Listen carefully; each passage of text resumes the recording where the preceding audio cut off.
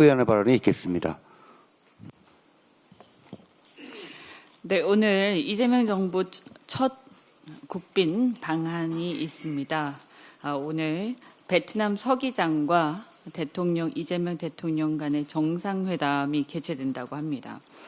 관세 및 원전, 고속철도, 과학기술, 인재 양성 등 미래 분야 협력 논의가 전망이 됩니다. 베트남은 그뿐만 아니라 중국에 이어서 첨단 산업의 핵심 소재인 희토류의 세계 2위 생산 국가입니다. 중국의 희토류 패권에 맞서서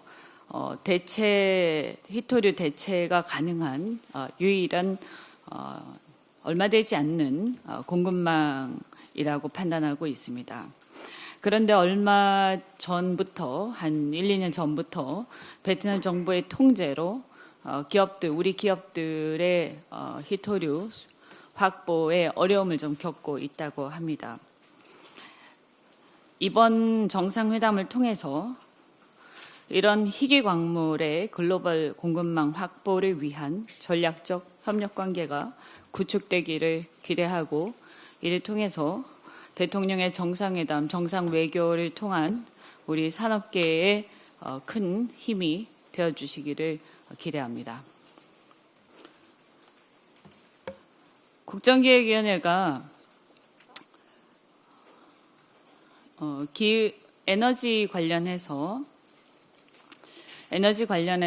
그 산업부 에너지 기능을 기후에너지부로 신설하거나 환경부로 이관하는 개편안을 논의 중이라고 합니다. 아직 확정되지는 않은 것 같은데요. 관세 전쟁으로 FTA 자유무역 시대가 종언을 보하고 글로벌 공급망과 경제 안보가 그 이슈가 첨예해 가고 있는 이 가운데 산업 공동화와 고용 위기의 국내적 위기 상황에 있습니다. 이러한 상황을 감안해서 이 논의가 좀 신중해지기를 부탁을 드립니다. 그간 에너지 기능이 산업, 통상과 오랜 기간 함께 해왔던 것은 우리나라가 에너지 수급을 전적으로 수입에 의존한다는 그런 사정을 포함해서 이 에너지 수급이 경제 안보라는 것을 경험으로 체득했기 때문입니다. 몇 가지 예만 들어보겠습니다. 지금까지 우크라이나 전쟁이 있었는데 그 우크라이나 전쟁으로 인해서 러시아의 가스 공급이 차단되고, 그로 인해서 독일 등 유럽이 심각한 에너지난을 겪으면서 산업 경쟁력이 추락하고 독일에 주재하고 있던 수많은 글로벌 제조 산업 관련 회사들이 이탈을 하면서 독일의 경제 성장률이 추락하는 상황에 있습니다. 이러한 상황들을 본다면 산업과 에너지는 그 나라의 국가 경쟁력을 결정하는 것이고 좌우하는 것이고, 결국은 어떻게 보면 생존의 문제다라는 것을 무시할 수 없다, 이렇게 생각하고요. 최근에 우리 관세 협상과 관련해서 반도체, 자동차 등의 품목 관세 15%가 부과될 것으로 예상이 됩니다. 자동차는 15%로 사실상 잠정 확정이 됐고, 반도체는 아직 확정되진 않았습니다만 그렇게들 많은 분들이 예상을 하고 있습니다. 물론 100%라고 언급한 트럼프 대통령의 발언도 있습니다만 이렇게 될 때 우리가 미국 시장에서 가격 경쟁력 하락을 피할 수 없는데요. 자칫 우리 기업들 생산 기지가 해외로의 오프쇼링이 가속화될 가능성이 있다. 그렇게 되면 산업 공동화 위기가 굉장히 심각해지고 결국 이것은 고용 위기로 직결될 것이라고 우려가 됩니다. 그래서 이것을 막기 위해서는 최대한 더 이상의 해외로의 오프쇼어링을 막고 온쇼어링을 독려하는 전략을 빨리 대책을 세워서 구사를 해야 된다. 이렇게 말씀드리고 정부가 이 대책을 면밀하게 검토하고 있다. 이런 것으로 알고 있습니다. 다만 이렇게 오프쇼어링을 방지하고 온쇼어링을 독려하기 위해서 정부가 할 수 있는 게 굉장히 한계가 있습니다.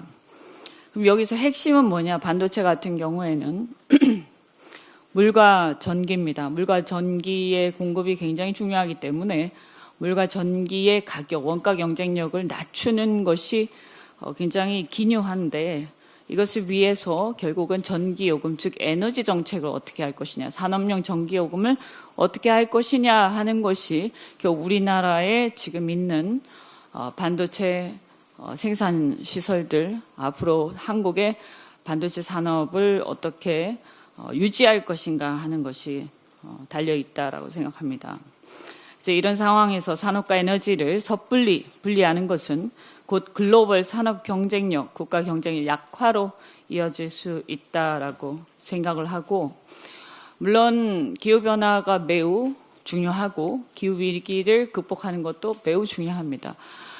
그러나 이런 것이 우리 어떤 산업 생존, 고용위기 극복 이런 것을 희생하면서 할 수 있는 것은 아니다라고 생각하고, 또 한편 다르게 보더라도 기후변화, 기후위기를 극복하기 위해서라도 이것은 규제를 하는 것이 불가피한데 규제를 하는 것과 이런 어떤 그 경쟁력 강화 방안이 부딪힐 때 그것이 견제를 통해서 이루어져야 하는데 한 부서 안에서 그것이 견제와 촉진이 두 개가 공존하는 것이 가능할 것인가. 자칫 기후위기 극복마저도 또는 환경보호마저도 규제 자체가 오히려 유명무실해질 수 있다. 그래서 둘 다 안 되거나 아니면 지금의 현실을 볼 때 기후변화에 대한 대응 자체가 오히려 유명무실해질 가능성도 없지 않아 있다. 그래서